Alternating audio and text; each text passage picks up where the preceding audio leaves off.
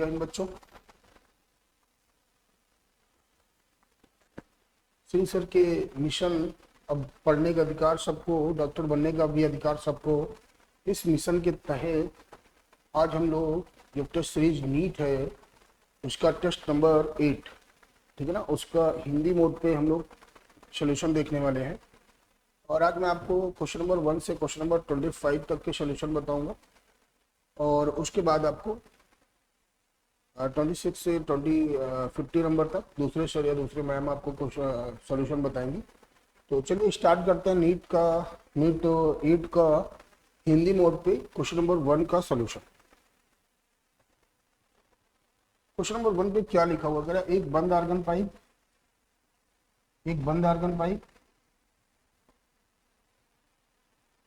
बंद आर्गन नली में उत्पन्न तरंग में 10 निस्पंद है, तब नली में उत्पन्न अधिस्वरक की संख्या क्या है? जब बंद आर्गन पाइप की बात करते हैं, ये पहली विधा हो गई, ये दूसरी विधा हो गई।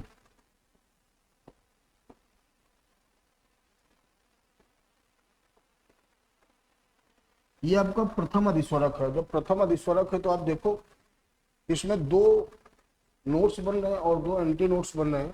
तो हम यहां से ये देख सकते हैं जो अधिस्वरक की संख्या होती है, अधिस्वरक की संख्या वो निष्पंद की संख्या -1 होती है।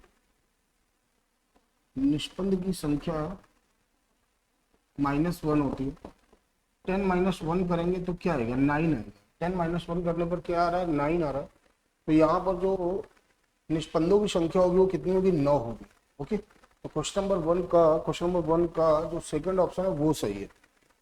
चलिए क्वेश्चन नंबर 2 कह रहा है एल लंबाई और द्रव्यमान की एक समान क्षण के इसके केंद्र से गुजरने वाली और इसकी लंबाई के लंबवत अक्ष के चारों ओर की घूर्णन त्रिज्या क्या है? आपसे घूर्णन त्रिज्या पूछी गई है। अगर हम लोग रॉड लेते हैं तो ये जो एक्सिस है जो इसके मिड पॉइंट से पास हो रही है और इसके लंबाई के लंबवत है, इस अक्ष के अबाउट जो रॉड का जड़त्व आघूर्ण होता है वो L²/12 होता है। अब रेडियस ऑफ गायरेशन निकालना है तो इसको अपन लोग m² के इक्वल करेंगे, mL²/12। m से m क्या हो जाएगा? कैंसिल हो जाएगा। तो k बराबर क्या आ जाएगा? L/√12। तो उसको हम लोग लिख सकते हैं L/2√3, L/2√3। और ये कहाँ पे सही है? सेकंड ऑप्शन पे सही है। तो जो सेकंड क्वेश्चन है उसका सेकंड ऑप्शन ही सही है। क्वेश्चन नंबर 3 कह रहा है समान आयाम और लगभग बराबर आवृत्ति की N1 और N2 की 2 तरंगें अध्यारोपित होकर विस्पंद बनाती है। विस्पंद की आवृत्ति क्या होगी?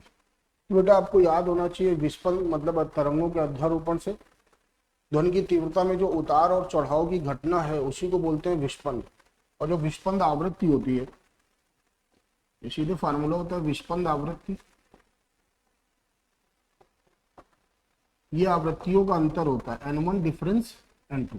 ओके, क्योंकि जब हम लोग रिजल्टेंट वेव का इक्वेशन निकालते हैं और वहां से एम्पलीट्यूड आयाम से हम लोग जब कुछ रिजल्ट निकालते हैं तो हम लोग देखते हैं कि 2 अधिकतम तीव्रताओं या 2 न्यूनतम तीव्रताओं के बीच का जो समय अंतराल है वो 1/N1 - N2 होता है।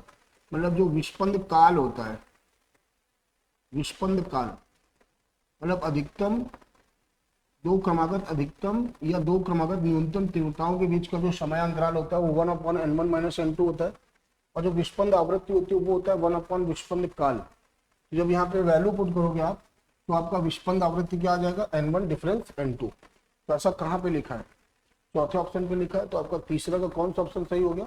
चौथा ऑप्शन सही हो गया। ओके, चलिए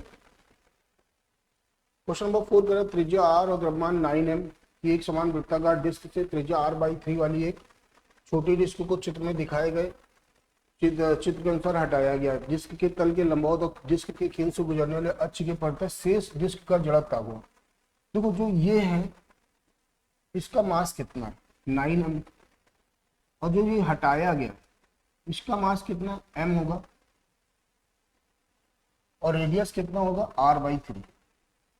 क्योंकि इस पूरे का जो एरिया है वो पाई आर स्क्वायर है, और इस छोटे वाले का एरिया क्या है, पाई आर स्क्वायर बाई 9 है। तो यहाँ से अगर हम देखें तो ये जो छोटा वाला है इसका एरिया बड़े वाले से 1/9 गुना है, तो द्रव्यमान भी 1/9 गुना होगा, क्योंकि डिस्क के कॉन्सेप्ट में area mass proportional to area चलता है, ठीक है ना। जब इतना हमको पता चल गया तो तुम्हें इस अक्ष के परितः जड़त्व आघूर्ण निकालना है।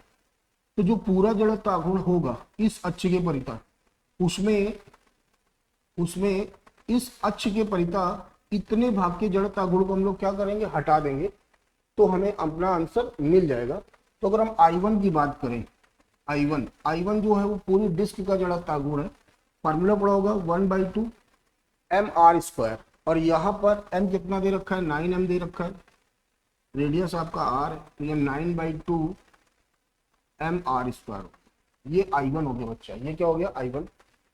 अब अगर ध्यान से देखें तो एक एक्सिस ये है और ये एक्सिस है। अगर इस एक्सिस के अबाउट इसका मोमेंट ऑफ इनर्शिया निकाले तो 1/2 m r की जगह r/3 का होल स्क्वायर हो जाएगा। जबकि आपको निकालना क्या है, इस एक्सिस के अबाउट, और ये दोनों एक्सिस एक दूसरे के क्या है, पैरेलल है, और जब पैरेलल होंगे तो यहाँ पे समांतर अक्षों की प्रमेय लग जाएगी, और इन दोनों एक्सिस के बीच का डिस्टेंस क्या है, 2r/3 है। तो अगर देखा जाए तो जो कटा हुआ भाग है उसके लिए लिखने वाले हैं सबसे पहले तो 1/2 m r/3 का होल स्क्वायर प्लस समांतर अक्षों की प्रमेय, यहाँ पे एक एक्सिस यहाँ पे एक्सिस, बीच की डिस्टेंस क्या है 2r/2, तो m 2r/3 का होल स्क्वायर। तो ये I2 आएगा 1/2 m, यहाँ पे आ जाएगा mr²/18 और प्लस 2mr²/9। और जब इसको सॉल्व करेंगे हम लोग तो सॉल्व करने पर क्या आएगा, सॉल्व करने पर अच्छा ये 4 हो जाएगा बाबू, इसको स्क्वायर करेंगे तो ये 6mr²/18 आएगा, 6mr²/ सॉरी ये 9 आएगा, 9mr²/18 आएगा, तो ये हो जाएगा mr²/2। अब इतना पोर्शन हटा दिया गया है तो आई शेष डिस्क, जो शेष डिस्क का जड़त्व आघूर्ण होगा वो I1 माइनस I2 होगा। I1 क्या दे रखा है, 9/2 mr² दे रखा है, माइनस ये दे रखा है mr²/2। जब इसको सॉल्व करेंगे 8/2 mr², दैट इज 4 mr²। अगर ध्यान से देखेंगे तो यहाँ पे ऐसा कौन सा ऑप्शन दिख रहा है, क्वेश्चन नंबर 4 का पहला ऑप्शन दिख रहा है। बहुत ही प्यारा क्वेश्चन था, बड़ा ही मतलब ना ज़्यादा टफ था ना ज़्यादा इजी था, मॉडरेट क्वेश्चन था ये। क्वेश्चन नंबर 5 देखते हैं। कह रहा किसी डोरी के कंपन में दो बिंदु दो क्रमागत प्रस्पंदों के मध्य, इन कणों के मध्य कलांतर होगा। तो अगर हम डोरी की बात करें तो डोरी में आप्रगामी तरंग संचरित होगी, कुछ इस तरह का मैंने बना दिया, एक एंटीनोड यहाँ होगा, एक एंटीनोड यहाँ होगा, एक एंटीनोड यहाँ। हमने ये माने कि देखो दो क्रमागत एंटीनोड ये हैं, तो जो दो बिंदु हैं वो यहाँ भी हो सकते हैं, ठीक, या एक बिंदु यहाँ ले लो, या तो ये दो बिंदु हो सकते हैं। देखो ये दोनों बिंदु इन दो क्रमागत प्रस्पंदों के बीच में आ रहे हैं, नहीं आ रहे, या एक ये ले लो और एक ये ले लो, ये भी तो आ रहे हैं। लेकिन जब हम एक ही लूप की बात करते हैं तो कलांतर होता है पाई, क्योंकि एक लूप में जितने भी कण होते हैं सबकी कला क्या होती है, समान होती है।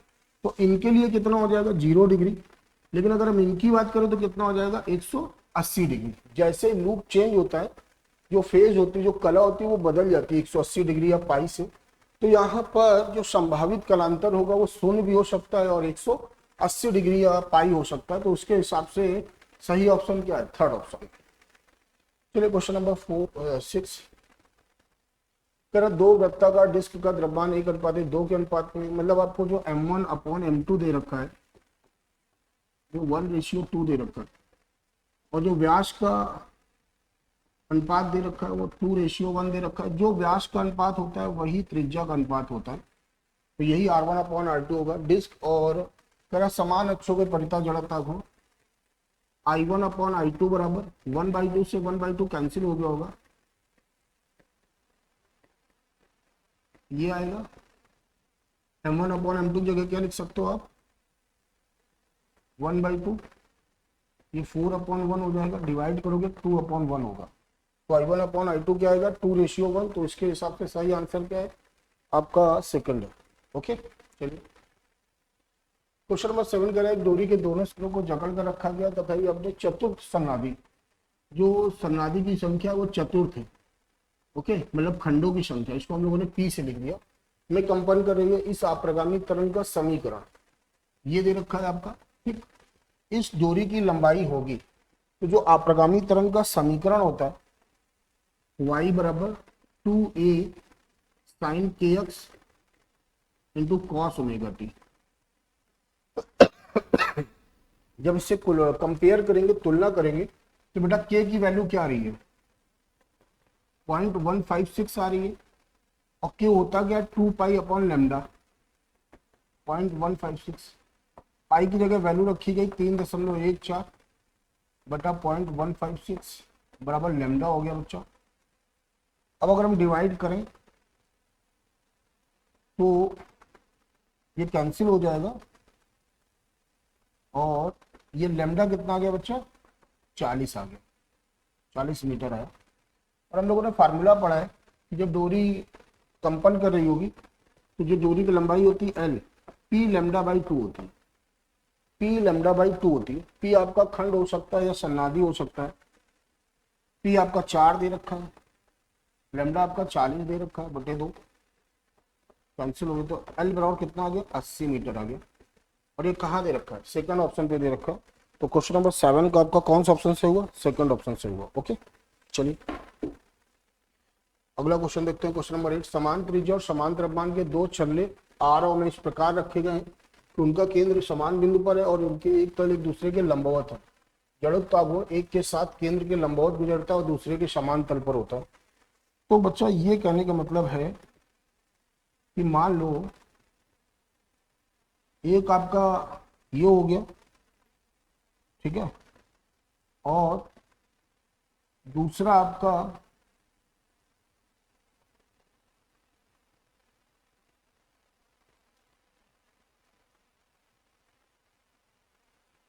ये हो गया। अब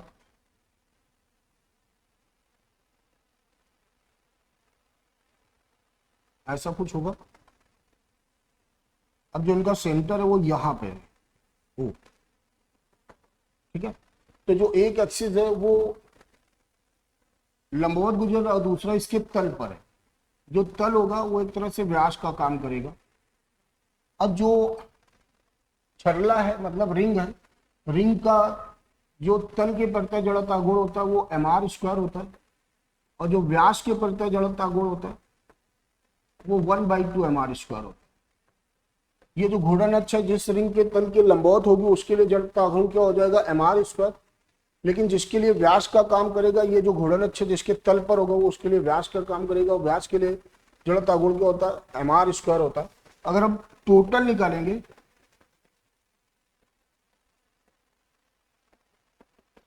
mr² प्लस 1/2 mr², क्या आ जाएगा 3/2 mr²।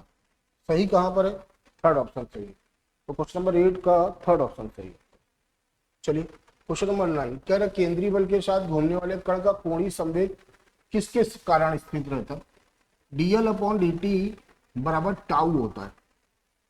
और अगर टाउ जीरो कर दें, बल आघूर्ण जीरो कर दें, तो dl/dt क्या हो जाएगा जीरो हो जाएगा, और इसका मतलब L बराबर क्या हो जाएगा नियतांक हो जाएगा। तो अगर टॉर्क बल आघूर्ण जीरो है तो आपका कोणीय संवेग क्या रहेगा नियत रहेगा, स्थिर रहेगा। तो यहाँ पे सही जवाब क्या होगा शून्य बल आघूर्ण, तो 9वें का आपका दूसरा ऑप्शन सही है। चलिए अगला कह रहा है एक मूल बिंदु के परितः आर वेक्टर ये दे रखा है, कार्य करने वाला बल आपका वो दे रखा है बल आघूर्ण, जो टाउ होता है वो होता है r×f, तो टाउ वेक्टर बराबर i j k, तो ये आपका हो जाएगा 3 2 3 2 -3 4 i कैप। जब i लेंगे तो 4 × 2 8 हो जाएगा, माइनस माइनस प्लस ये 9 हो गया, माइनस का j कहानी खत्म, ये 12 हो गया, ये क्या हो गया माइनस का 6 हो गया। और प्लस क्या हो जाएगा के, जब लेंगे तो ये माइनस का 9 आएगा, ये माइनस का 4 आएगा। क्या आने वाला है 17 आई कह पाएगा, माइनस का 6 जे कह पाएगा, माइनस का 13 के कह पाएगा। और हम देखते हैं कि ऐसा कहाँ पे आ रहा है, क्वेश्चन नंबर 10 के ऐसा कहाँ पे आ रहा है, फोर्थ ऑप्शन पे आ रहा है। तो हमारा कौन सा ऑप्शन सही होगा, फोर्थ ऑप्शन सही होगा। ओके, तो आपका क्लियर हो गया होगा, आसान सा था। कह रहा बलयुग्म उत्पन्न करता है। सबसे बेसिक चीज बलयुग्म होता क्या है। बलयुग्म का मतलब है कि अगर आपके पास दो बल लग रहे हो, दोनों का परिमाण समान होना चाहिए और दिशा क्या होनी चाहिए, विपरीत होनी चाहिए, और वो एक ही लाइन पर अलग अलग बिंदु पर लगते हैं, कुछ ऐसे। जैसे ये यहाँ लग रहा हो और ये यहाँ लग रहा हो, दोनों के मैग्नीट्यूड आपस में क्या होंगे, बराबर होंगे, और ये अलग अलग पॉइंट पे लग रहे हैं। तो ये इसको क्या करेगा, रोटेट कराएगा, ये इसको क्या कराएगा, रोटेट कराएगा। तो बलयुग्म के कारण सिर्फ और सिर्फ घूर्णन गति उत्पन्न होती है। तो आपका सही जवाब क्या है, पूर्ण घूर्णन। ठीक है ना, चौथा सही है। क्वेश्चन नंबर 12, निम्न में कौन सा बिंदु चित्र में दर्शाए गए निकाय के द्रव्यमान केंद्र की संभावित स्थिति है। बेटा ये हॉलो स्फीयर और ये सैंड रख दी गई। द्रव्यमान केंद्र जो होता है वो हमेशा उस भाग के क्लोज होता है जहाँ पे मास अधिक होता है, जहाँ पे मास अधिक होता है।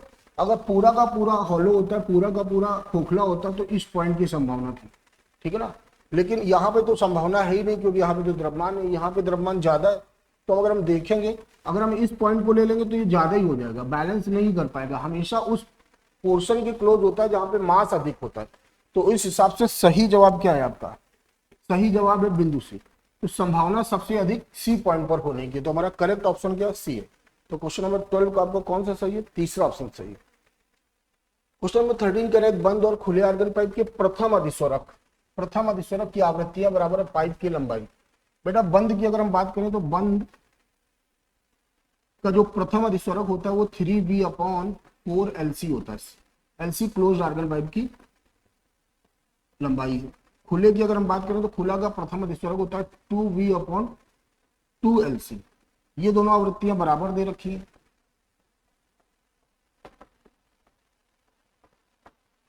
टू से टू क्या हो गया, कैंसिल हो गया।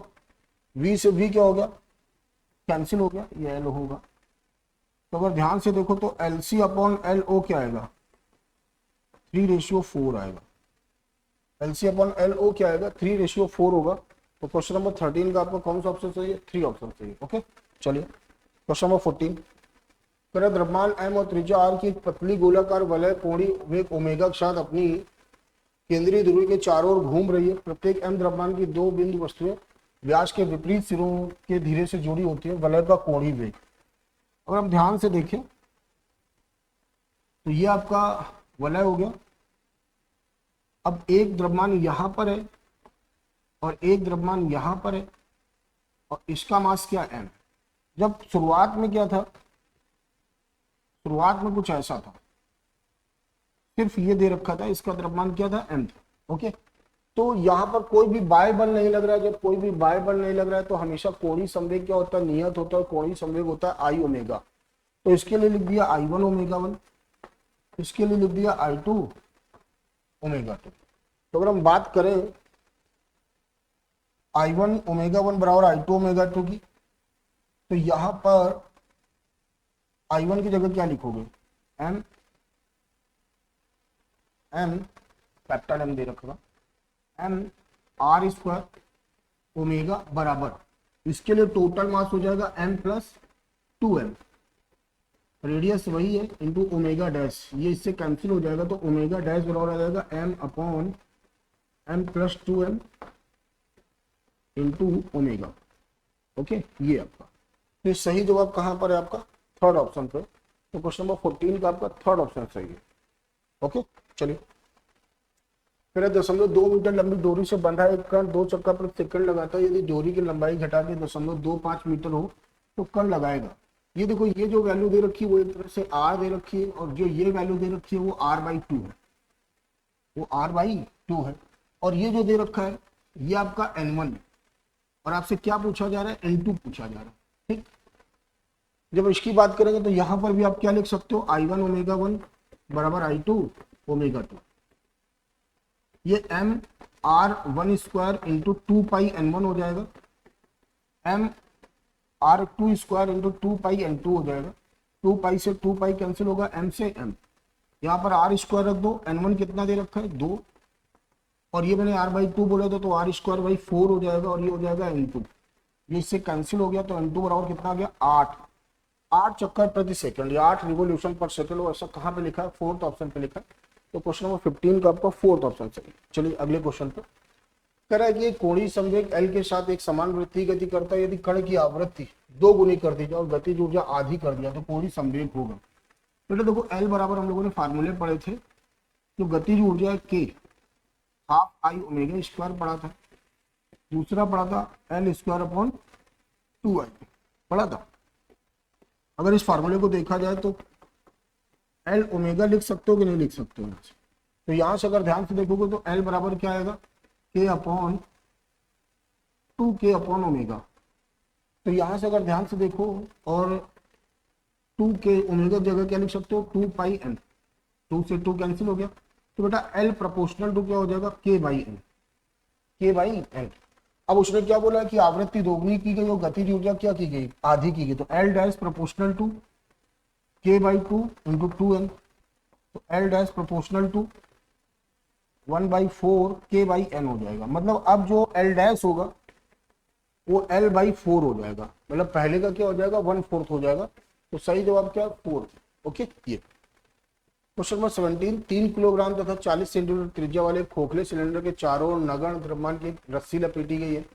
यह रस्सी को 30 न्यूटन के बल से खींचता है। सिलेंडर का कोणीय त्वरण क्या है, ठीक है, और रेखीय त्वरण भी निकाल देना, कोई फिसलन नहीं।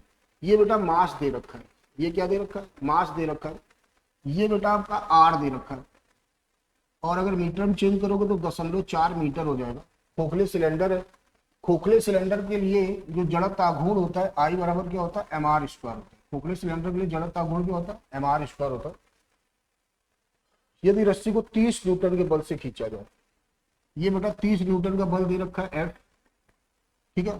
कोणीय त्वरण सबसे पहले याद करो, एक टाउ बराबर आपने पढ़ा था आई अल्फा और एक टाउ बराबर पढ़ा था एफ आर। दोनों को अगर बराबर किया जाए, आई की जगह क्या लिख सकते हो mr स्क्वायर अल्फा, एक आर से आर क्या हो जाएगा कैंसिल, तो आर बराबर हो जाएगा एफ अपॉन एम आर, ये ओके। अगर हम बात करें यहाँ पे फोर्स की, फोर्स कितनी वैल्यू दे रखी है 30 न्यूटन, और बेटा एन कितना दे रखा है 3 kg, और जो लेंथ दे रखी है, जो त्रिज्या दे रखी है 0.4 दे रखी है। ये 10 आया, दशमलव हटेगा 0 बढ़ेगा, कितना आ जाएगा 25 रेडियन पर सेकंड स्क्वायर, ये आ गया, ठीक है ना। ये कोणीय त्वरण आया, ठीक है। अब अगर हम बात करें ए की, तो ए बराबर होता है आर अल्फा 0.4 गुणे अल्फा कितना 25, तो ये आ जाएगा 10 मीटर पर सेकंड स्क्वायर। ये रेखीय त्वरण आएगा, ये क्या आएगा रेखीय त्वरण। हम देख लेते हैं ऐसा कहाँ पे दे रखा है, 25 और 10 कहाँ पे दिख रहा है, तीसरे ऑप्शन पे दिख रहा है। तो क्वेश्चन नंबर 17 का आपका तीसरा ऑप्शन सही है। ओके, आई होप आपको क्लियर हो गया होगा, सिर्फ फार्मूले पे वैल्यू पुट करनी थी। क्वेश्चन नंबर 18, अनुप्रस्थ तरंग एक आर्गन पाइप में हवा के माध्यम से यात्रा करती है, वायु में केवल आयतन प्रत्यास्थ होती है। हाँ बेटा, ये तो स्टेटमेंट सही है, ये स्टेटमेंट सही है। ओके, अनुप्रस्थ तरंग आर्गन पाइप में हवा के माध्यम से यात्रा करती है, तो जो अनुप्रस्थ तरंग होती है वो गैसों में नहीं संचरित होती है, ठीक है। अगर यहाँ पे हम अनुदैर्ध्य कर दें, क्या कर दें अनुदैर्ध्य, थोड़ा सवाल में मिसप्रिंट है, क्योंकि अनुप्रस्थ तरंग हवा में नहीं संचरित हो सकती। अगर अनुदैर्ध्य कर दिया जाए तो फिर दोनों चीजें क्या हो जाएंगी, सही हो जाएंगी, कथन दोनों सही हो जाएंगे, लेकिन ये चीज इसकी व्याख्या नहीं करता। तब आपका 18 का सही जवाब क्या होगा, सेकंड होगा। ओके, ये वाला, लेकिन यहाँ पे आपको अनुदैर्ध्य करना होगा, ठीक है। ओके, चलिए क्वेश्चन नंबर 19 कर रहा है, एक पहिया जिसका जड़त्व आघूर्ण अपने ऊर्ध्वाधर अक्ष की परिता है 2 किलोग्राम मीटर स्क्वायर है, अपनी धुरी के परिता 60 चक्कर 1 मिनट की दर से घूमता है। 1 मिनट में पहिए को रोकने वाला बल आघूर्ण क्या होगा। बेटा आई कितना दे रखा है 2 किलोग्राम मीटर स्क्वायर, एन क्या दे रखा है 60 चक्कर पर मिनट, तो ये 1 चक्कर पर सेकंड आएगा, तो यहां से ओमेगा आ जाएगा 2 पाई एन, तो ये आएगा 2 पाई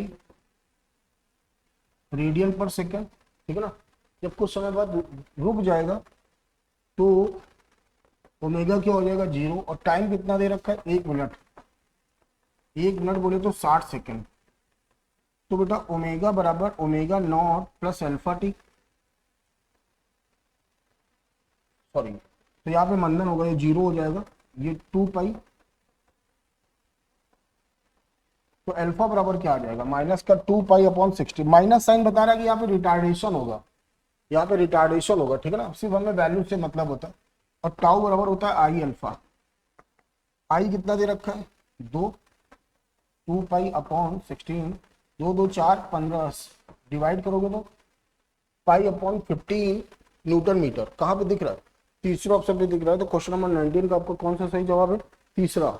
ओके चलिए क्वेश्चन नंबर 20 करें, निम्नलिखित में कौन सा कथन सही है। किसी पिंड का द्रव्यमान केंद्र हमेशा पिंड के गुरुत्व केंद्र के साथ मेल खाता है। नहीं भैया ऐसा नहीं कह सकते हैं। जो सममित वस्तुएं नहीं होती हैं, जिनमें द्रव्यमान का वितरण एक जैसा नहीं होता है, तो वहां पर गुरुत्व केंद्र और द्रव्यमान केंद्र अलग अलग बिंदुओं पर लाई करते हैं। इस वजह से पहला स्टेटमेंट क्या हो गया, गलत हो गया। कह रहा किसी पिंड का द्रव्यमान केंद्र वह बिंदु है जहां पर कोई गुरुत्वीय बल आघूर्ण शून्य होता है। हाँ अगर वो बिंदु है, अगर वहां पे बल आघूर्ण लगा दिया, ठीक है ना, अगर इसी एक्सिस पर आप फोर्स लगा दोगे तो r 0 होगा, इस वजह से टाउ भी क्या हो जाएगा 0 हो जाएगा। ओके तो ये स्टेटमेंट तो सही हो गया। कह रहा किसी पिंड पर स्थित बलयुग्म पिंड में स्थानांतरित घूर्णन और स्थानांतरित गति दोनों उत्पन्न करती है। नहीं भैया अभी अभी मैंने आपको बताया कि जो बल युग्म होता है वो सिर्फ और सिर्फ कौन सी गति उत्पन्न करता है, घूर्णन गति उत्पन्न करता है, स्थानांतरित गति उत्पन्न नहीं करता है। तो ये स्टेटमेंट भी क्या हो गया, गलत हो गया। कह रहा एक से अधिक यांत्रिक लाभ का अर्थ है बड़े भार को उठाने के लिए छोटे प्रयास का उपयोग करना चाहिए। बेटा हमेशा याद रखिएगा यांत्रिक लाभ का जो फार्मूला होता है वो होता है भार W अपॉन प्रयास F। F प्रयास मतलब फोर्स। अब अगर W अधिक होगा और F क्या होगा, कम होगा, W is greater than F, तभी तो जो यांत्रिक लाभ होता है ग्रेटर देन वन आएगा, है ना। तो ऐसा ही तो कुछ लिखा है, तो ये भी स्टेटमेंट क्या सही हो गया। तो हमारे सही जवाब क्या है, बी और डी। ऐसा कहां पे लिखा है, फोर्थ ऑप्शन पे लिखा है। तो क्वेश्चन नंबर 20 का आपका फोर्थ सही है। क्वेश्चन नंबर 21 कह रहे हैं कि किसी पिंड का द्रव्यमान केंद्र स्थित होता है कहीं भी गुरुत्वीय केंद्र पर, सदैव पिंड के अंदर, पिंड की सीमा पर। नहीं ऐसा कुछ नहीं है, गुरुत्वीय केंद्र पर नहीं है, ऐसा भी नहीं है। सदैव पिंड के अंदर नहीं, रिंग में देखो बाहर होता है, पिंड की सीमा पर नहीं, ऐसा कुछ नहीं है कि पिंड की सीमा पर होगा, है ना। गुरुत्वीय केंद्र कहीं भी हो सकता है, ठीक है ना, डिपेंड करता है axis of rotation, mass distribution और मास पर, है ना। अगर एक्सिस ऑफ रोटेशन चेंज हो रहा है तो फिर सेंटर ऑफ मास की पोजीशन क्या होगी, चेंज होगी, ठीक है ना। और मास डिस्ट्रीब्यूशन पर भी डिपेंडेंसी बनती है, तो वो कहीं भी हो सकता है। क्वेश्चन नंबर 22 कह रहा ऊर्जा का वहन नहीं किया जाता, मतलब ऊर्जा किसके द्वारा संचरित नहीं होती है, स्थिर तरंग, मतलब इसका मतलब होता है अप्रगामी तरंग। अप्रगामी तरंग द्वारा ऊर्जा संचरण नहीं होती। तो सही जवाब क्या है आपका, तीसरा है। क्वेश्चन नंबर 23 कह रहा है कि द्रव्यमान m का एक कण त्रिज्या r के वृत्त में घूम रहा है। कण का विकेंद्रीय त्वरण a समय के साथ इस संबंध के अनुसार a बराबर kT स्क्वायर में बदलता है, और k क्या है आपका एक धनात्मक नियतांक है, और t समय। वृत्त के केंद्र के चारों ओर कोणीय संवेग परिवर्तन समय के साथ, मतलब आपको क्या निकालना है, dl/dt, dl/dt। तो dl/dt निकालने के लिए सबसे पहले तो हमें एंगुलर मोमेंटम पता होना चाहिए। जो हमें एंगुलर मोमेंटम कोणीय संवेग पता चल जाएगा, तो जब कोणीय संवेग पता चल जाएगा तो फिर हम लोग उसको t के सापेक्ष क्या करेंगे, अवकलन कर देंगे, तो हमारा आंसर आ जाएगा। सबसे पहले देखो कोणीय संवेग का फार्मूला क्या होता है, mvr। m हमेशा नियतांक रहेगा, वृत्तीय पथ पे घूम रहे हो तो रेडियस भी नियतांक होगी। अब वेलोसिटी की बात करते हैं, क्योंकि वेलोसिटी की डायरेक्शन क्या होती है, चेंज होती रहती है। आपने ए सी बराबर पढ़ा होगा v²/r। ए सी क्या दे रखा है, kT स्क्वायर, v²/r। ध्यान से देखो v बराबर क्या आएगा, √KRT। इस वैल्यू को हम लोग यहां पे पुट करेंगे, तो L बराबर MRKRT। जब ये MR अंदर जाएगा तो दो पावर इनके साथ जाएंगी, स्क्वायर में जाएंगी, तो m² KR³ T। ओके ये आया। अब dl/dt निकालना था, तो हम लोग इसको t के सापेक्ष क्या करेंगे, इसका अवकलन कर देंगे।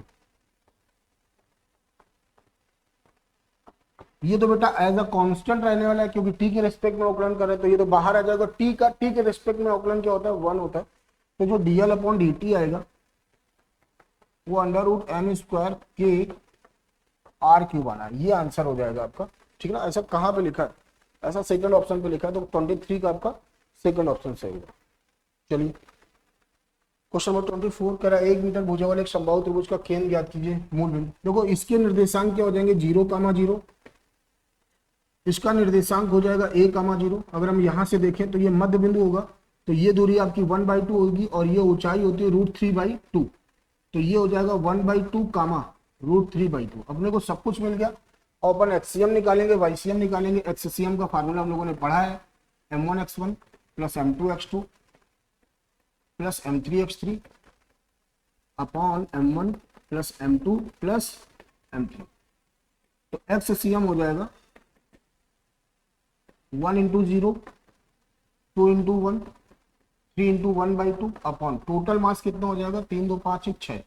ये कितना आएगा 2 + 1.5, 3.5, 3.5 मतलब 7/2, 7/12 आ गया, ठीक है ना। ये चलो दो ऑप्शन पे दिख रहा है। वाईसीएम निकालते हैं। वाईसीएम जो होगा m1/1 plus m2/2 plus m3/3 upon m1 plus m2 plus m3। YCM बराबर m1 आपका क्या दे रखा है 1 × 0, 2 × 0 प्लस 3 × √3/2 अपॉन टोटल मास कितना है 6 है। 6 3 से डिवाइड करोगे तो कितना आएगा 2 आएगा, तो ये आ जाएगा √3/4। तो जो सेंटर ऑफ मास होगा वो 7/12 कामा √3/4 बनेगा। और ऐसा कहीं दिख ही नहीं रहा है, ऐसा कहीं दिख नहीं रहा, तो अपना सही जवाब क्या होगा उपरोक्त में से कोई नहीं। चलिए अगले क्वेश्चन में कह रहा दोनों सिरों पर बधी 1 मीटर लंबाई की एक तनी डोरी जिसका द्रव्यमान कितना है 5 × 10⁻⁴ kg है, 20 न्यूटन के तनाव में है। इसे एक छोर से 25 सेंटीमीटर दूरी पर स्थित एक बिंदु पर खींचा जाता है। खींची हुई डोरी किस आवृत्ति के साथ कंपन करती है। बेटा मैंने बोला था कि अगर आपको निकालना हो लूपों की संख्या या खंडों की संख्या, तो डोरी की कुल लंबाई अपॉन 2l होता है, जैसे ये डोरी है तो टोटल लंबाई क्या होगी l हो गई। अगर मेरे को कहीं टच कराना होगा तो जितना लूप बनाना हो तो उसी हिसाब से हम अलग अलग दूरियों पर टच कराते हैं। अगर p लूप है तो यहां से मान लो l दूरी पर आप टच करा रहे हो तो वो l होता है। तो वो l इस क्वेश्चन में कितना दे रखा है, स्मॉल l दे रखा है ये, और ये क्या दे रखा है कैपिटल L दे रखा है। तो 1/2 × सेंटीमीटर है तो मीटर में ये हो जाएगा। तो यहाँ पे लूपों की संख्या कितनी आ गई 2 आ गई। जब लूपों की संख्या 2 आ गई तो n बराबर आपने फार्मूला पढ़ा है p/2l, ये लूप दे रखे √t/m। p आपका 2 दे रखा है, ये 2l कितना दे रखा है ये l, ये बेटा कैपिटल L होता है। टोटल लंबाई 1, टेंशन कितना दे रखा है 20। अच्छा एक बात देखो, यहाँ पर ये जो द्रव्यमान दे रखा है ये कैपिटल M दे रखा है और लंबाई क्या दे रखी है 1 दे रखी है। स्मॉल m बराबर कैपिटल M/L होता है, लेकिन जब L बराबर 1 मीटर दे रखा हो तो स्मॉल m बराबर क्या हो जाता है कैपिटल M हो जाता है। तो यहाँ पे आप डायरेक्ट वही वैल्यू रख सकते हो 5 × 10⁻⁴। ये 4 हो गया, ये ऊपर जाएगा, ये 2 से 2 कैंसिल हो गया, तो ये आएगा 4 × 10⁴, इसका स्क्वायर रूट 2, इसका स्क्वायर रूट 10⁴, और फाइनल आंसर क्या आ जाएगा 200 हर्ट्ज। सही ऑप्शन क्या है तीसरा। तो 25 का आपका थर्ड ऑप्शन सही है। तो बेटा यहाँ तक मैंने 1 से 25 तक आपके क्वेश्चन डिस्कस किया, आई होप आपको समझ में आ गया होगा। आपके अगर थोड़े बहुत डाउट रहे भी हो, ठीक है ना, इसके आगे फिर आपको नैना मैम 26 से 50 तक क्वेश्चन डिस्कस करेंगी। ओके, फिर हम लोग फिर किसी पेपर में मिलेंगे, ठीक है। मेहनत करते रहिए, और अगर मेहनत जो अभी आपकी सफलता है वो आपकी मेहनत और आपके दिए गए समय पर ही निर्भर करती है, तो इसलिए आप डटे रहिए और 2025 में आप अपनी एक सीट को अपने नाम पे रिजर्व कर लीजिए। ओके ठीक है, आपके उज्जवल भविष्य की कामना है मेरी तरफ से। ठीक है, फिर हम लोग अगले FST या नीट के डिस्कशन में लेंगे। ओके, जय हिंद। गुड इवनिंग बच्चों हम लोग जो है क्वेश्चन नंबर 1 से 25 तक डिस्कशन कर चुके हैं, और क्वेश्चन नंबर 26 से जो है कंटिन्यू करेंगे आगे। और उसके पहले याद कर लेते हैं अपने सिंह सर का सपना कि अब पढ़ने का अधिकार सबको और डॉक्टर बनने का भी अधिकार सबको, और इसी सपने को लेकर के हम साथ आगे बढ़ते हैं और अपना नेक्स्ट क्वेश्चन जो है डिस्कस करते हैं। तो हमारा नेक्स्ट क्वेश्चन है बेटा कि 20 सेंटीमीटर लंबी डोरी जिसका द्रव्यमान 1 ग्राम है दोनों सिरों पर बद्ध है, डोरी का तनाव 0.5 न्यूटन है, डोरी को 100 हर्ट्ज आवृत्ति के बाहरी वाइब्रेटर का उपयोग करके कंपन में सेट किया गया है, डोरी का क्रमिक निस्पंदों के बीच की दूरी सेंटीमीटर में ज्ञात कीजिए। तो बेटा वो बोल रहा है कि जो दूरी है वो हमें सेंटीमीटर में ज्ञात करनी है, ठीक है। तो सबसे पहले हम देखते हैं हमें दिया क्या है बेटा। तो यहाँ पर हमको जो है दिया है 20 सेंटीमीटर, तो L इज इक्वल टू आपको दिया है बेटा 20 सेंटीमीटर, और दोनों सिरों पर बद्ध है और द्रव्यमान उसका क्या है 1 ग्राम है, तो बेटा M आपको उसने दिया है 1 ग्राम। इसको हम लोग लिख सकते हैं बेटा 1 × 10⁻³ kg, ठीक है। फिर क्या है बेटा कि डोरी का तनाव जो है 0.5 न्यूटन है, तो T उसने बच्चा हमें दे रखा है 0.5 न्यूटन, और डोरी को 100 हर्ट्ज आवृत्ति के बाहरी वाइब्रेटर का उपयोग करके कंपन में सेट किया जाता है। यानी कि बेटा आपको जो n दिया है, जो फ्रीक्वेंसी दी है आपको, वो दी है 100 हर्ट्ज, ठीक है। इतनी उसने हमें वैल्यू दी। फिर बोल रहा है कि डोरी पर क्रमिक निस्पंदों के बीच की दूरी सेंटीमीटर में ज्ञात कीजिए। तो दो जो है क्रमिक निस्पंदों के बीच की हमको दूरी निकालनी है।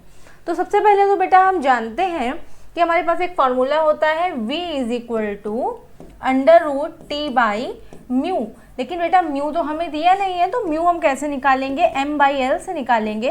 तो m हमें दिया हुआ है, m दिया है बेटा हमको 1 × 10⁻³ और L दिया है बेटा हमको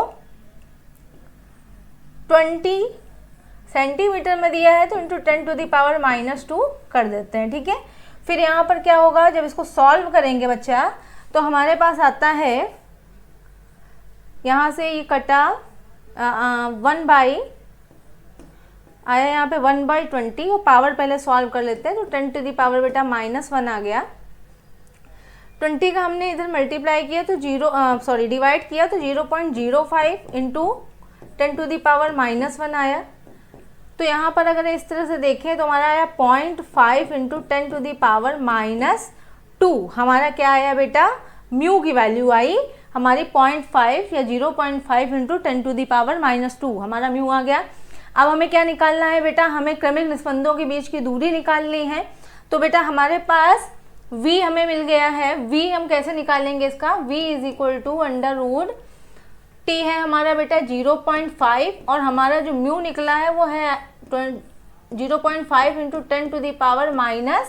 10⁻²। तो जब इसे सॉल्व करेंगे बच्चा तो हमारा क्या आएगा, 0.5 कट जाएगा, ये ऊपर जाएगा तो हो जाएगा बच्चा 100, क्योंकि 10⁻² है। तो यहाँ पे बाहर आया हमारा 10 सेंटीमीटर, ठीक है। तो सॉरी, हमने क्या निकाला है, वेलोसिटी निकाल ली है। तो वेलोसिटी बेटा हमारी क्या आ गई, 10 मीटर/सेकेंड, ठीक है। तो जब 10 मीटर/सेकेंड आ गई, अब हमें क्या निकालना है, क्रमिक निस्पंदों के बीच की दूरी निकालनी है।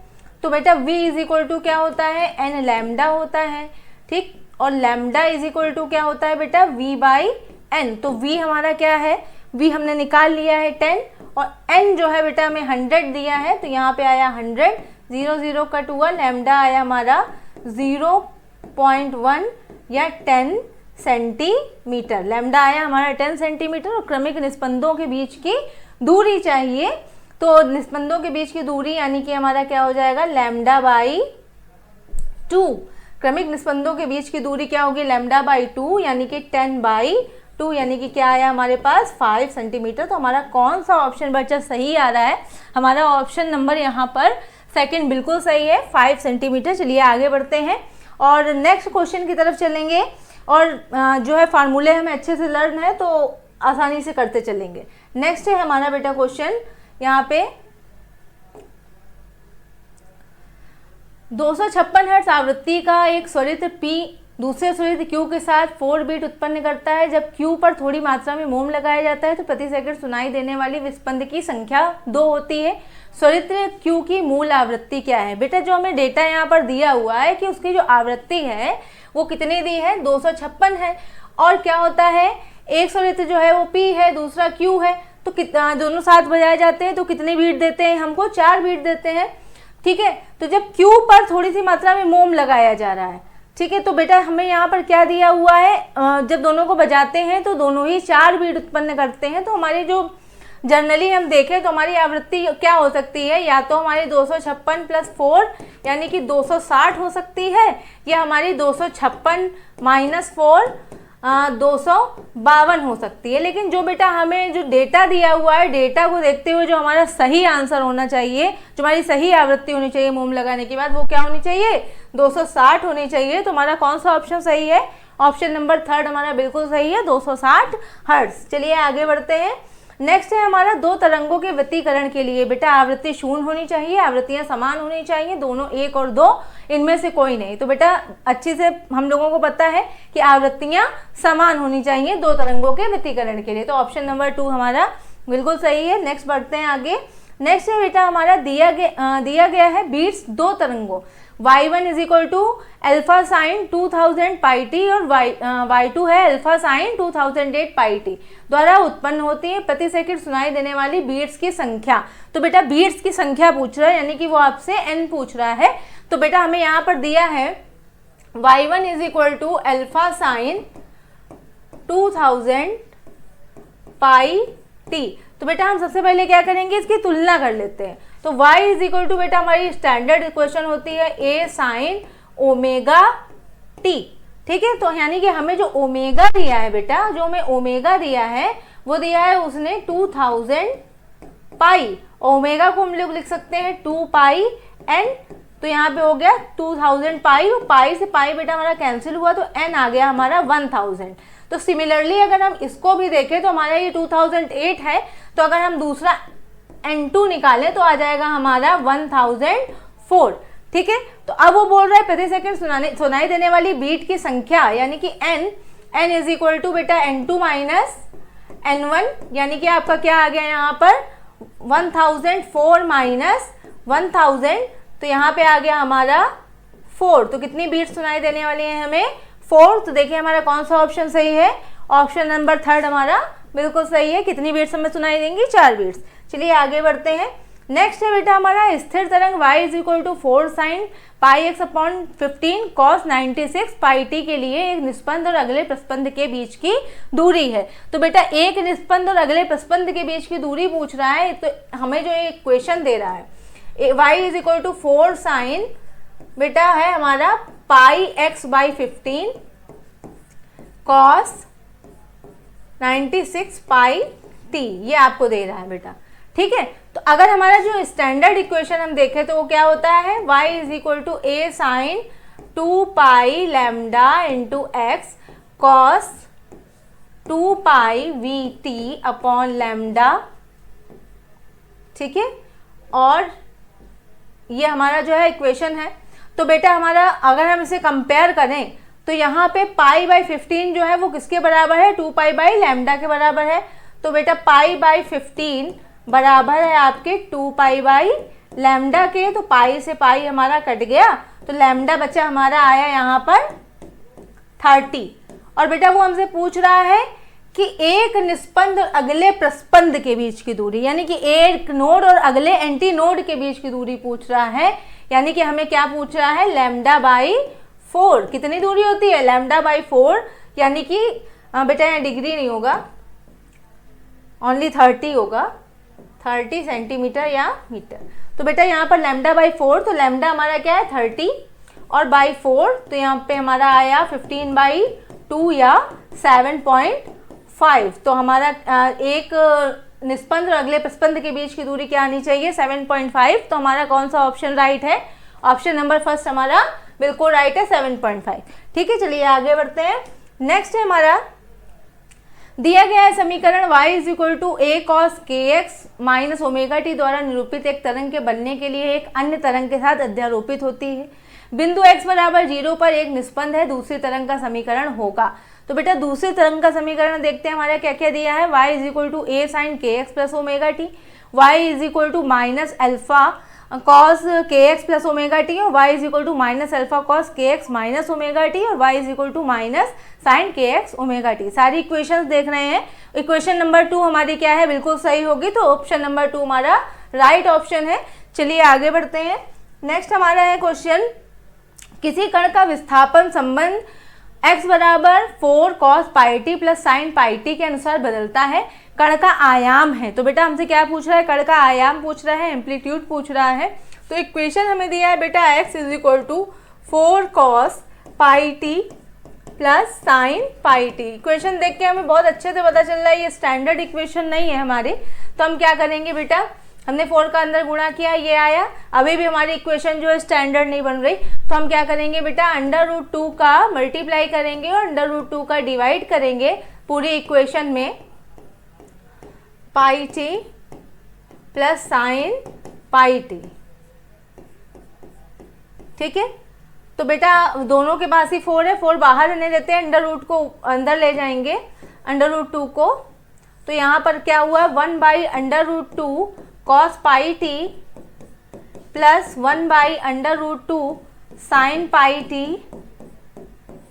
तो बेटा 1/√2 हमारा क्या होता है,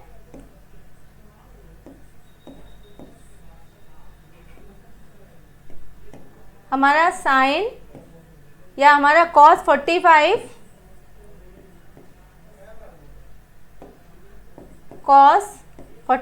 degree into cos pi T plus sine 45 degree into sine pi t. बेटा अब हमारा क्या है, फॉर्मूला बन गया। अब फार्मूले को हम लोग क्या लिख सकते हैं बेटा, cos A cos B हो जाएगा यहाँ पे। तो यहाँ पे हो जाएगा cos 45 degree plus pi t. तो हमारी स्टैंडर्ड इक्वेशन जो होती है बेटा होती है y is equal to a sine omega T plus phi. तो क्या ये इक्वेशन इसी तरह की बन रही है, इसी तरह की इक्वेशन आई है हमारे पास 4√2, अगर अच्छे से लिखें पाई टी प्लस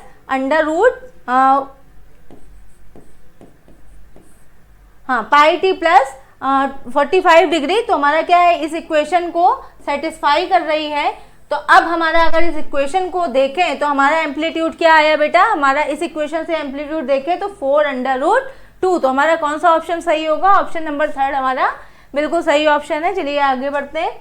नेक्स्ट हमारा है बेटा क्वेश्चन, 100 सेंटीमीटर लंबी एक स्टील की छड़ को इसके मध्य से जकड़ा गया है। छड़ के अनुदैर्ध्य कंपन की मूल आवृत्ति बेटा वो दे रहा है 2.53 किलोहर्ट्ज।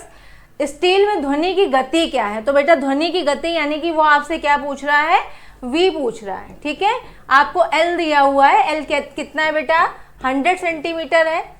ठीक है, या इसको क्या लिख सकते हैं 1 मीटर भी लिख सकते हैं। फिर वो बोल रहा है कि आवृत्ति यानी कि n आपको कितनी दी है 2.53 किलोहर्ट्ज दी है।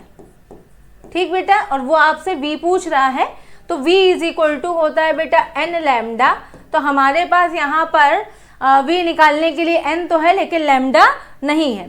ठीक है, तो L बराबर बेटा क्या होता है आपका लैम्डा बाई 2। तो आप लैम्डा निकाल सकते हैं।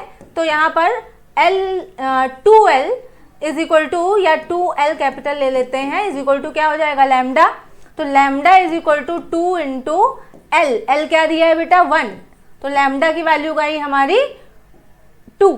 ठीक है, 2 इंटू 1 2, लैम्डा की वैल्यू 2 आ गई। अब हम इसमें पुट कर दें, v is equal to n lambda है। तो n है हमारा बेटा 2.53 और लैम्डा बेटा हमारा है 2। तो यह हमारा क्या आ गया यहाँ पर 5.06 किलोमीटर पर सेकेंड। तो देखिए हमारा क्या ऑप्शन यहाँ पर मैच खा रहा है, ऑप्शन नंबर हमारा फर्स्ट जो है बिल्कुल राइट है, 5.06 किलोमीटर पर सेकेंड। चलिए आगे बढ़ते हैं। नेक्स्ट है बेटा, नेक्स्ट क्वेश्चन है बेटा हमारा 85 सेंटीमीटर लंबाई का एक पाइप एक सिरे से बंद है। पाइप के वायु स्तंभ के संभावित प्राकृतिक दोलनों की संख्या ज्ञात कीजिए जिनकी आवृत्तियां 1250 हर्ट्ज से कम है। कैसी हैं 1250 हर्ट्ज से आवृत्तियां कम है। वायु में ध्वनि का वेग आपका जो दिया है वो 340 मीटर पर सेकंड दिया हुआ है बेटा। ठीक है, तो सबसे पहले हम क्या करेंगे, हम बहुत अच्छे से जानते हैं कि हमारा पास जो F है वो क्या होता है। अगर हमारा क्या है यहाँ पर कौन सा ऑर्गन पाइप है, यहाँ पर एक सिरे से बंद है तो हमारा ओपन ऑर्गन पाइप है। ठीक है, तो यहाँ पर हमारा क्या हो जाएगा 2n + 1 v/4l। तो ये किससे बेटा छोटा है? ये छोटा होगा आपका 1250 से, ऐसा कि क्वेश्चन में आपको दिया गया है।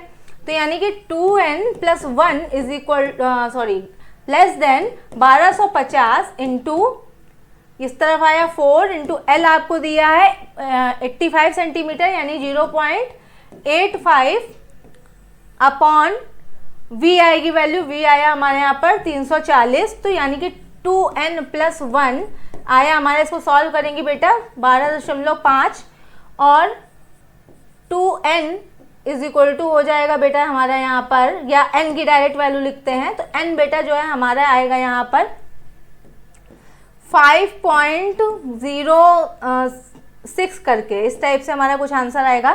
तो यहाँ पर हम क्या देख रहे हैं बेटा, n हमारा किसके आसपास आ रहा है 5.06, यानी कि जो हमारा आंसर जो आसपास मैच कर रहा है n किसके बराबर मैच कर रहा है बेटा, हमारा यहाँ पर ऑप्शन नंबर 3 जो है वो सही बैठेगा, क्योंकि 5 हमारा किस नंबर के पास है, 6 के पास है। तो हमारा कम से कम कितने दोलनों की संख्या क्या होनी चाहिए, प्राकृतिक दोलनों की संख्या मिनिमम 6 होनी चाहिए। ठीक है, चलिए आगे बढ़ते हैं। नेक्स्ट हमारा क्या है, नेक्स्ट हमारा क्वेश्चन है, जब 256 हर्ट्ज आवृत्ति के स्वरित्र को अज्ञात आवृत्ति के स्वरित्र के साथ बजाया जाता है तो 4 बीट प्रति सेकंड उत्पन्न होती है।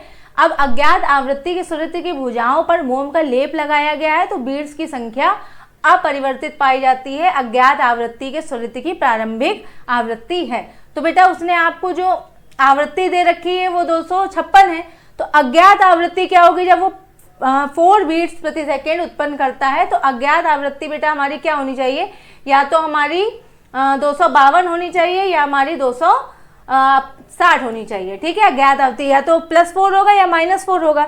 फिर क्या है, मोम लगा दिया जाता है। जब मोम लगा दिया जाता है तो बेटा हमारी अज्ञात आवृत्तियाँ क्या होनी चाहिए, जब मोम लगा दिया जाता है तो हमारी पहले 4 बीट सुनाई दे रही थी तो हमारी फ्रिक्वेंसी में क्या चेंज आएगा, फ्रिक्वेंसी हमारी क्या होनी चाहिए 8 होनी चाहिए यहाँ पर। ठीक है, तो कितना चेंज आएगा फ्रीक्वेंसी में अज्ञात आवृत्ति, तब क्या होगी, जब हमारा मोम लगा दिया गया तो होनी चाहिए हमारी 252 - 8 बेटा 244 और 260 - 8 252। तो बेटा हम यहाँ देख रहे हैं 244 है और 252 है। तो अगर हम 244 में +4 करें तो क्या ये 256 के बराबर आ रही है, नहीं आ रही है, 248 आता है। अगर हम 252 में +4 ऐड करें तो क्या 256 आता है, हाँ 256 आता है। यानी कि जो हमारी आवृत्ति होगी जब मोम लगाने के बाद जो हमारी प्रारंभिक अज्ञात आवृत्ति होगी वो क्या होनी चाहिए, 256 आ रही है यहाँ पर, 256 + 4 यानी कि 260 हर्ट्ज। तो हमारा कौन सा ऑप्शन सही होगा बेटा, ऑप्शन नंबर 1 हमारा बिल्कुल सही होगा 260 हर्ट्ज। चलिए आगे बढ़ते हैं। एक डोरी को क्रमशः मौलिक आवृत्तियाँ N1, N2 और N3 वाले 3 भागों में काटा जाता है। फिर मूल मौलिक आवृत्ति N अभिव्यक्ति से संबंधित है। तो बेटा हमें 4 रिलेशंस दिए हुए हैं, हमें उन रिलेशन में ये फाइंड करना है कि कौन सा रिलेशन हमारा राइट है। तो सबसे पहले तो हम देखते हैं हमारा फॉर्मूला क्या होता है बेटा। फॉर्मूला होता है हमारा यहाँ पर N = बेटा होता है आपका 1/2L √T/m। तो बेटा अगर हम L की वैल्यू निकालें तो L = क्या होगा बेटा हमारा यहाँ पर, या L की वैल्यू 1/2n √T/m। तो बेटा हम 3 भागों में काट रहे हैं, N1, N2 और N2 वाले 3 भागों में काटा जा रहा है। फिर मौलिक आवृत्ति N अभिव्यक्ति से संबंधित है, तो मौलिक आवृत्ति हमें निकालनी है। तो हम क्या करेंगे, यहाँ पर तीनों भागों के लिए अलग अलग लिखेंगे। तो 1/2n √T/m बराबर 2n1 √T/m plus 1/2n2 √T/m plus 1/2n3 √T/m। तो बेटा हमारा क्या है, 3 भागों में काट रहे हैं तो तीनों की जो हमारी लंबाई आ रही है, यानी कि L बराबर 3 भागों में काट रहे हैं तो पूरी लंबाई होनी चाहिए L1 + L2 + L3। तो उसी के अकॉर्डिंग हमने क्या किया, यहाँ ऐड कर दिया। तो बेटा √T/m क्या हो जाएगा, कैंसिल हो जाएगा। और आपका 1/2 1/2 और 1/2 भी दोनों तरफ से क्या हो जाएगा, कैंसिल हो जाएगा। तो हमारा फाइनली आंसर क्या आएगा, 1/n is equal to 1/n1 plus 1/n2 plus 1/n3। तो हमारा कौन सा ऑप्शन बेटा राइट होगा, ऑप्शन नंबर बेटा हमारा फर्स्ट देखें तो 1/n is equal to 1/n1 plus 1/n2 plus 1/3 आ रहा है। तो हमारा यही ऑप्शन क्या है बच्चा, करेक्ट ऑप्शन है।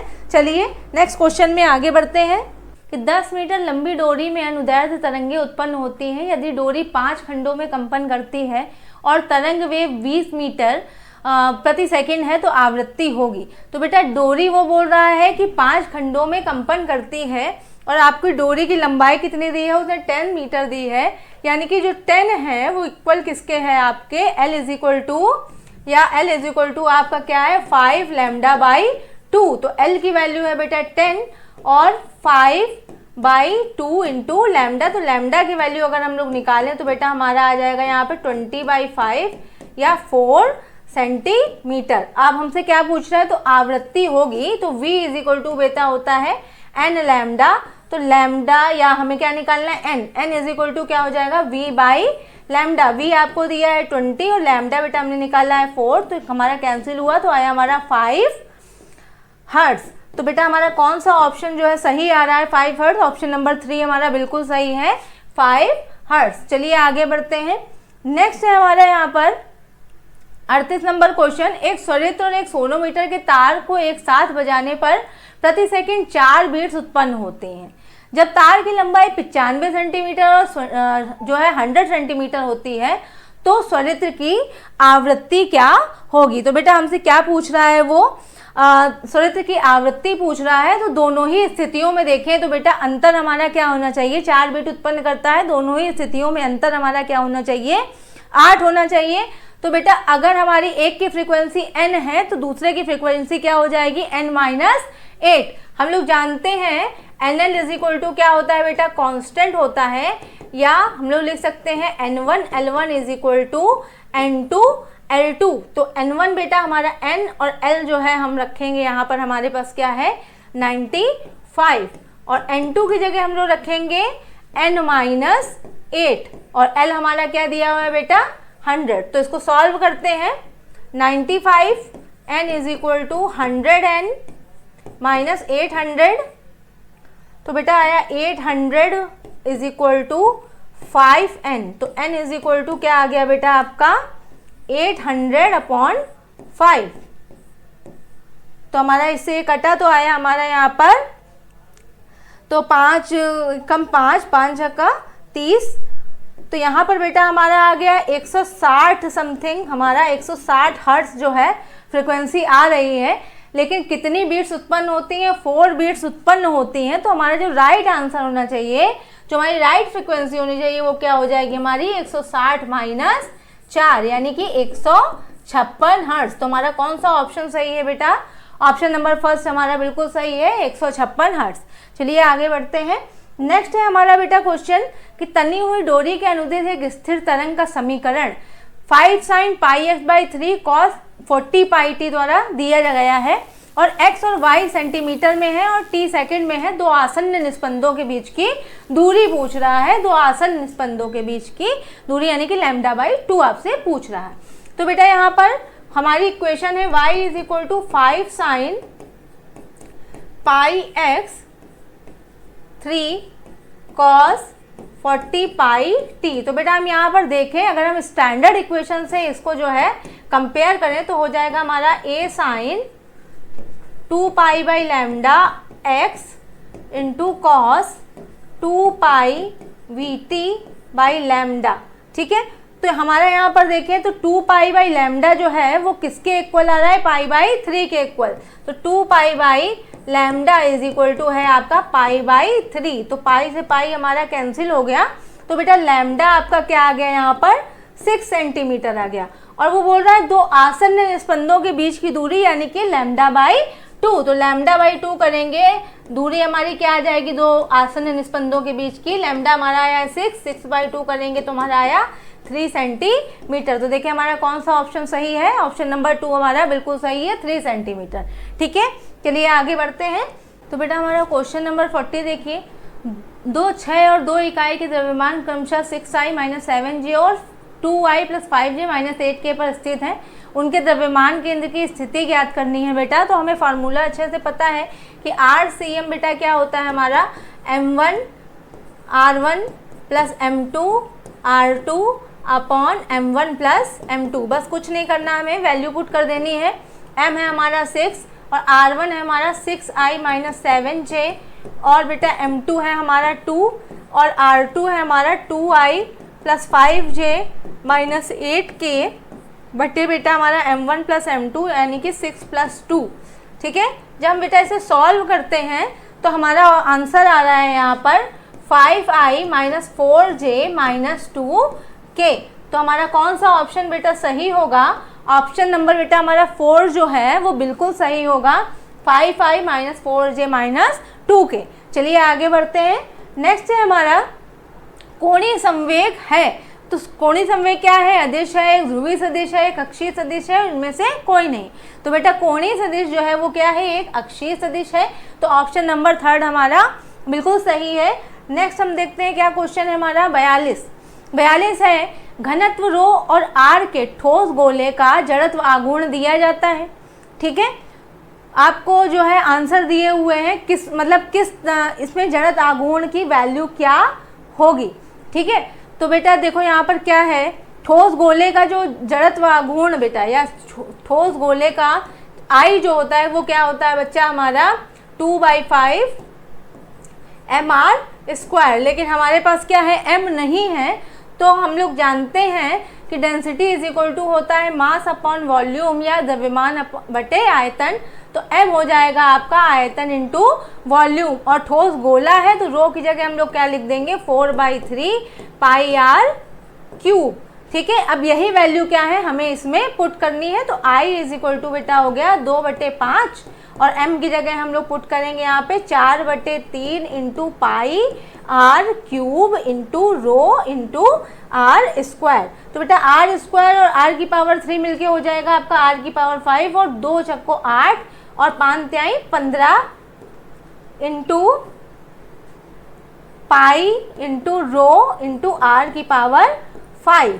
तो बेटा जब हम इसको सॉल्व करेंगे तो अप्रॉक्सीमेटली हमारा यहाँ पर क्या आता है 0.53 पाई रो r की पावर 5। जब 8/15 को हम लोग सॉल्व करते हैं तो 0.53 पाई रो r की पावर 5। तो हमारा कौन सा सही आ रहा है ऑप्शन बेटा, ऑप्शन नंबर 2 जो है हमारा बिल्कुल सही है, 0.53 रो पाई इंटू r की पावर 5। चलिए आगे बढ़ते हैं। नेक्स्ट है हमारा, एक लड़का अचानक से गोलाकार घूमने वाली मेज पर बैठ जाता है, क्या संरक्षित रहेगा। तो बेटा हमने एनसीईआरटी में पढ़ रखा है, एनसीईआरटी में पेज नंबर 114 पर दिया हुआ है कि अगर कोई भी इस तरह से गोलाकार मेज है या मेज पर कोई भी जो है गोल मतलब घूम रहा है या डांस कर रहा है, इस तरह से उसमें केसेस दिए हुए हैं। तो ऐसे में क्या हमारा जो है संरक्षित रहता है। तो बेटा हमारा संरक्षित रहता है कोणीय संवेग। तो बेटा हमारा ऑप्शन नंबर 3 जो है वो बिल्कुल सही होगा। नेक्स्ट है हमारा, एक बच्चा घूमने वाले मेज पर अपनी दोनों भुजाएं फैलाकर खड़ा है। घूमने वाली मेज को 40 चक्कर 1 मिनट की कोणीय गति के साथ घूमने के लिए सेट किया गया है।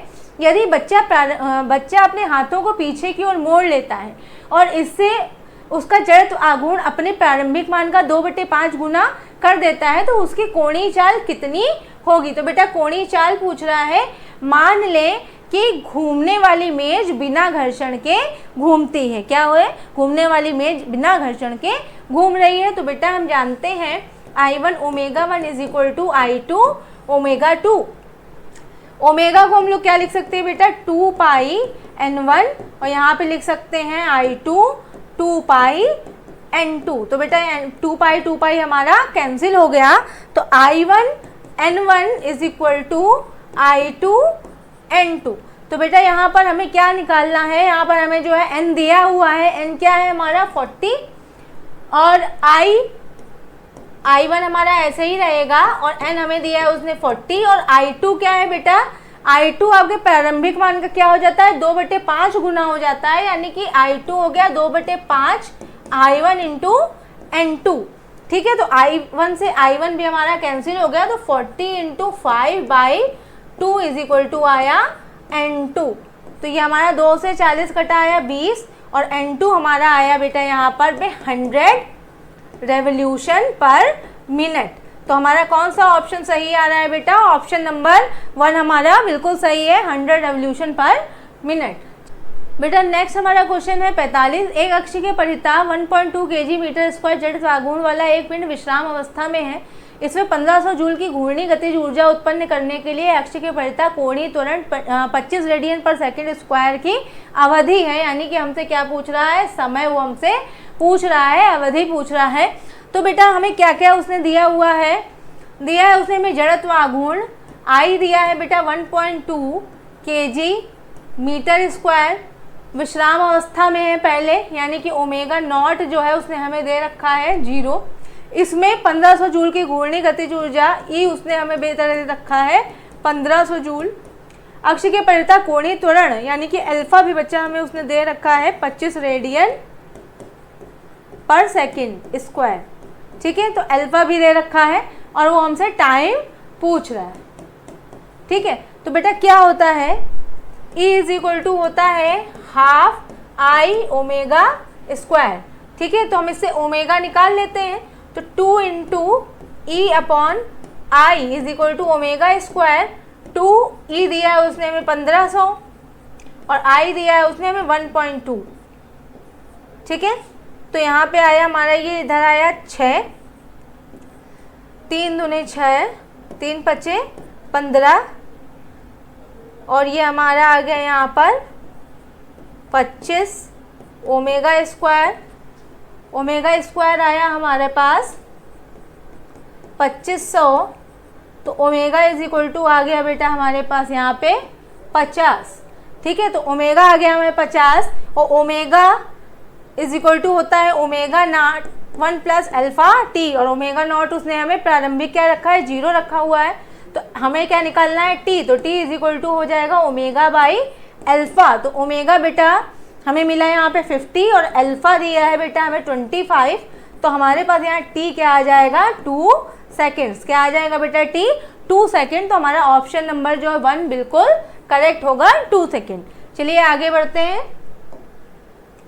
नेक्स्ट है हमारा बेटा 46 नंबर क्वेश्चन, स्तंभ ए और स्तंभ बी को सुमेलित कीजिए। तो बेटा पहला हमारा यहाँ पर दिया हुआ है सिलेंडर की धुरी से गुजरने वाली अक्ष के चारों ओर त्रिज्या आर की गोलाकार डिस्क। तो बेटा गोलाकार डिस्क में क्या होना चाहिए? यहाँ पर हमारा होगा mr²/2।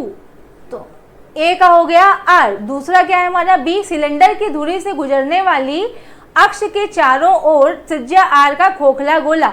तो गोले के लिए बेटा हमारा यहाँ पर क्या हो जाएगा? ये, तो ये हो गया हमारा क्यू का बी। नेक्स्ट क्या है? त्रिज्या आर वाले ठोस बेलन का उसकी अक्ष के अनुदिश जड़त्व आघूर्ण। तो बेटा उसकी अक्ष के अनुदिश भी जड़त्व आघूर्ण क्या होता है? हाफ mr² होता है। तो ये जो है हमारा सी के लिए भी सही है। अपने व्यास से गुजरने वाली अक्ष के परितः त्रिज्या आर का ठोस गोला। तो त्रिज्या आर का ठोस गोला यानी कि क्या होता है हमारे पास? 2/5 mr²। तो बेटा ये हो गया हमारा डी। तो हम क्या देख रहे हैं? हमारा ए का आ रहा है आर, बी का आ रहा है क्यू, सी का आ रहा है आर और डी का आ रहा है आपका एस। तो देखिए हमारा कौन सा ऑप्शन मैच कर रहा है? ए का आर, बी का क्यू, ए का आर, बी का क्यू, ए का आर, बी का क्यू। ये ऑप्शन नंबर ए का आर, बी का क्यू, सी का आर और डी का एस। ऑप्शन नंबर 4 हमारा बिल्कुल करेक्ट ऑप्शन है। चलिए आगे बढ़ते हैं। नेक्स्ट है हमारा 47। 3 द्रव्यमान x अक्ष पर स्थित हैं। 30 ग्राम मूल बिंदु पर, 300 ग्राम मूल बिंदु पर, 500 ग्राम जो है आपका x बराबर 40 सेंटीमीटर पर और 400 ग्राम जो है x बराबर 70 सेंटीमीटर पर है। मूल बिंदु से द्रव्यमान केंद्र की दूरी है। बेटा क्या पूछ रहा है? मूल बिंदु से द्रव्यमान केंद्र के बीच की दूरी पूछ रहा है यहाँ पर। तो बेटा हमें पता है RCM हमारा क्या होता है? m1 x1 plus m2 x2 plus m3 x3 upon m1 plus M2 plus M3। तो बेटा हमारा यहाँ पे तो ये बोल रहा है पहले वाले के लिए 300 ग्राम के लिए मूल बिंदु, तो 300 ग्राम के लिए जो दूरी होगी वो क्या हो जाएगी 0, यानी कि M1 की जगह 300, X1 की जगह 0, M2 की जगह बेटा हम रखेंगे 500 और X2 की जगह 40, M3 की जगह रखेंगे हम 400 और X3 की जगह रखेंगे 70 बटे 300 प्लस 500 प्लस 400। ठीक है, चलिए सॉल्व करते हैं बेटा। तो हमारा ये तो टर्म 0 ही हो जाएगा, 5 चक्कू 20, तो ये हमारा हो गया यहाँ पर 20,000 प्लस 28,000 बटे 8 और 4 12, आपका हो गया 1200। ठीक है, अब सॉल्व करते हैं इसको। 20,000 और 28,000 बेटा हो गया 48,000, 48,000 बटे 1200 आया यहाँ पे 480, 12 चौक 48, यानी आया हमारा RCM 40 सेंटीमीटर। तो हमारा कौन सा ऑप्शन सही आ रहा है बेटा? ऑप्शन नंबर 1 हमारा बिल्कुल सही है, 40 सेंटीमीटर। चलिए आगे बढ़ते हैं। नेक्स्ट है हमारा बेटा क्वेश्चन कि नीचे दिए गए कथन है। कथन 1 है कि बल आघूर्ण एक सदिश राशि है, और कथन 2 है किसी ठोस पिंड का कोणीय संवेग कोणीय वेग के समांतर नहीं हो सकता। तो बेटा ये जो हमारा सेकेंड स्टेटमेंट है वो हमारा बिल्कुल प्योरली करेक्ट नहीं है, क्योंकि कुछ कुछ कंडीशंस में हो भी सकता है। तो ऑप्शन नंबर मतलब जो हमारा कथन 1 है वो तो हमारा बिल्कुल राइट है, लेकिन कथन 2 कुछ जो है स्थितियों में गड़बड़ बैठता है, इसलिए इसको हम लोग रॉन्ग ही लेकर चलेंगे इसके अकॉर्डिंग। तो हमारा कौन सा ऑप्शन सही होना चाहिए बेटा? ऑप्शन नंबर 2 हमारा सही होना चाहिए। कथन 1 सही है लेकिन कथन 2 गलत है। चलिए आगे बढ़ते हैं। नेक्स्ट है हमारा क्वेश्चन बेटा, फिर से कथन वाला ही क्वेश्चन है। कथन 1 है अनुप्रस्थ और अनुदैर्ध्य तरंगे एक ही माध्यम में अलग अलग गति से चलती हैं, बिल्कुल सही बात है। और कथन 2 है समुद्र की लहरें अनुप्रस्थ और द्रव्य दोनों तरंगों का संयोजन है। बेटा द्रव्य तरंगे नहीं हो सकती, यहाँ पर द्रव्य तरंगे नहीं होंगी, अनुप्रस्थ और अनुदैर्ध्य तरंगों का संयोजन है, द्रव्य तरंगे नहीं होंगी। मैटर वेव्स यहाँ पर काम नहीं करती हैं। तो ये तो हमारा ये तो स्टेटमेंट सही है, लेकिन ये स्टेटमेंट क्या है? गलत है। तो वही हमारा सेम आंसर कि कथन 1 सही है और कथन 2 गलत है। ऑप्शन नंबर 2 हमारा सही होगा। चलिए आगे लास्ट क्वेश्चन, भुजा ए और द्रव्यमान m वाली एक समान वर्गाकार प्लेट पर विचार करें। इस प्लेट का अपने तल के लंबवत तथा इसके एक कोने से गुजरने वाली दूरी के परितः जड़त्व आघूर्ण है। तो बेटा इसका जो है हमारा क्या है? एक वर्गाकार प्लेट है, तो हमें इसका जड़त्व आघूर्ण निकालना है। तो बेटा हम क्या करेंगे बेटा? I इज इक्वल टू होता है बेटा आपका ICM प्लस MR स्क्वायर। तो बेटा ICM जो है हमारा, इसके लिए बेटा हमारा ICM क्या होगा? ICM हमारा M A square by 6 plus MR square है। हमारी क्या है? ये वर्गाकार प्लेट है, तो M A बाई सभी की जो भुजाएं हैं बेटा क्या है? बराबर हैं, तो M अंडर रूट 2 का स्क्वायर हो जाएगा। तो हमारा जब इसको सॉल्व करेंगे तो बेटा है हमारा 2/3 MA स्क्वायर। तो हमारा कौन सा ऑप्शन सही आया बेटा? ऑप्शन नंबर 2 जो है हमारा बिल्कुल सही होगा, 2/3 MA स्क्वायर। चलिए यहाँ से हमारा डिस्कशन जो है फिनिश होता है, और जो है आगे से आगे नेक्स्ट पेपर के लिए हम फिर से डिस्कशन लेकर आएंगे। एंड थैंक यू बेटा।